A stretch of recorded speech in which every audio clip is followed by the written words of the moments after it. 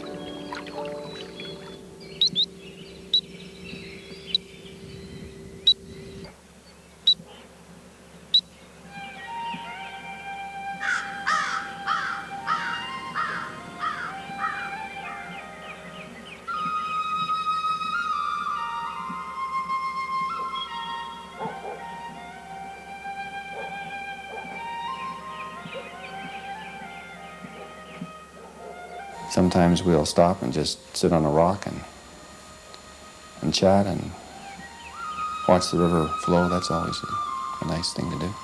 Peaceful. I think it rejuvenates the soul. And of course, that's what I feel about a river in a city. Is it's part of the soul of the city.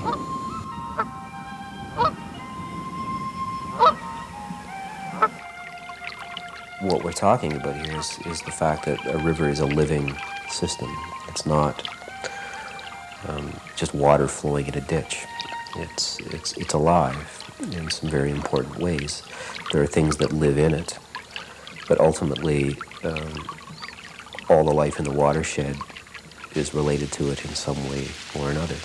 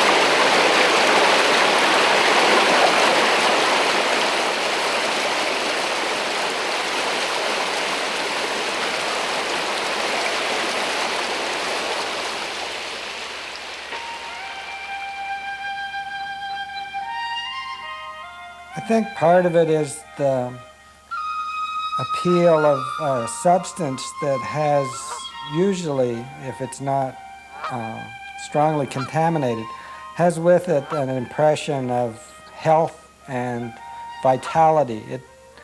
It, as you see it clear and moving, you carry in your mind the idea that this is life-giving, that it's something, a substance that produces health and vigor in the people who are near it and the animals and plant life that draw on it.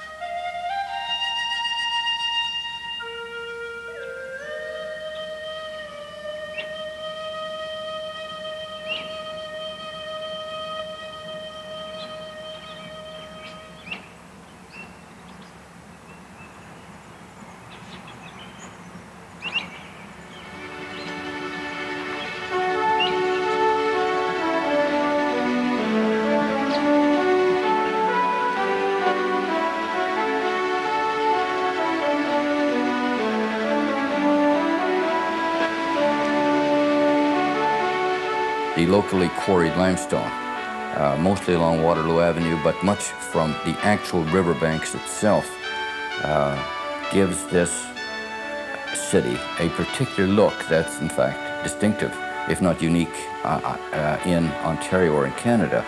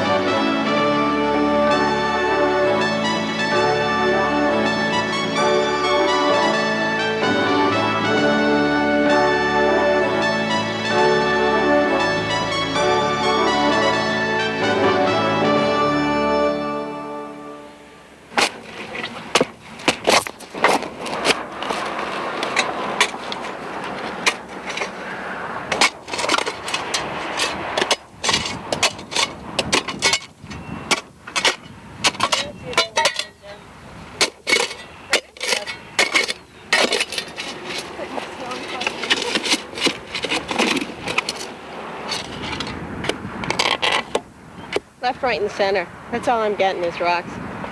Everywhere I go, yeah. Are you ready for the show? Taking a volunteer out and planting a tree on the riverbank, that will lower the water temperature by shading it when the tree is mature. It provides habitat for songbirds. But probably more importantly, it takes that person into a whole different way of looking at the river. They now have a vested interest in seeing to it that that project continues and succeeds. And they have an understanding through their direct involvement that they wouldn't otherwise have.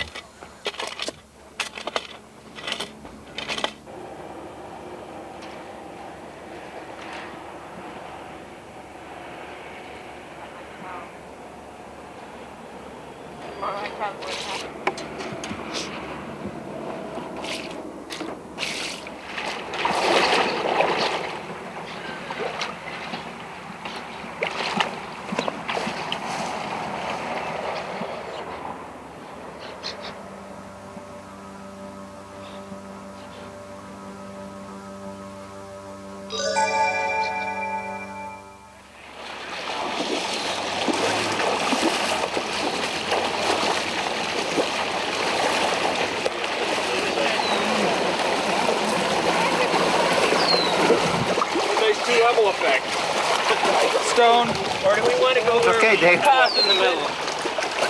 How about right in here? How about right by that one right there? Here? Yeah. Let's go. Yeah, maybe. Much of you guys, it's coming that way. Watch your legs, watch it, watch.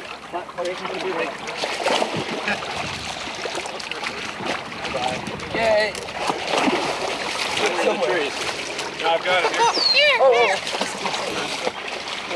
I think we have one under. You're on my board? Oh, yeah. Well, that's where it went. That is a lovely rock.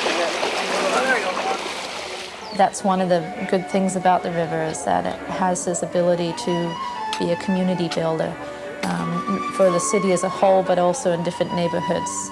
That if a focus can be taken towards the river, you'll find that it will help build communities. And I like that feeling, and I like being in the river with 200 other people helping to clean it up, or with a couple of dozen people planting trees along the river on a Saturday afternoon.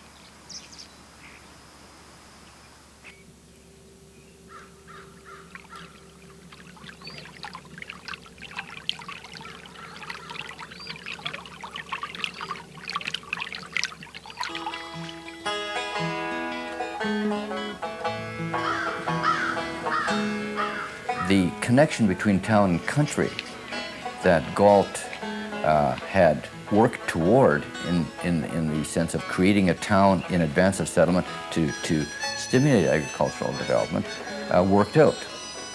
And for many years, Guelph was the center for agricultural exhibitions in Ontario. And Guelph, to this day, of course, remains a town in which agriculture is a central feature.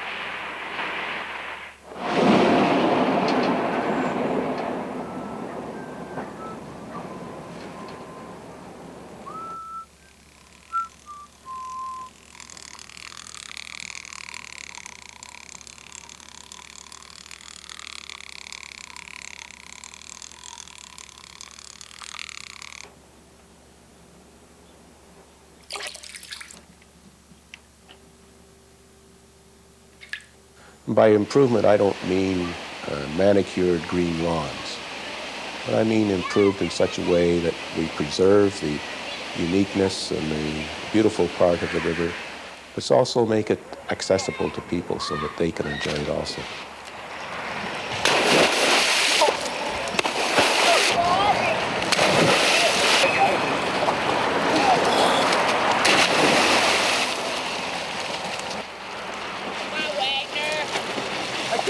Die! Does it hurt? I'm thinking about it. Okay, done. Oh man, I can't do it. Done. Hey, Kev, I dove off there. Did you? Yeah. Yeah. All right, I'll dive. Oh shit. Oh, that's women.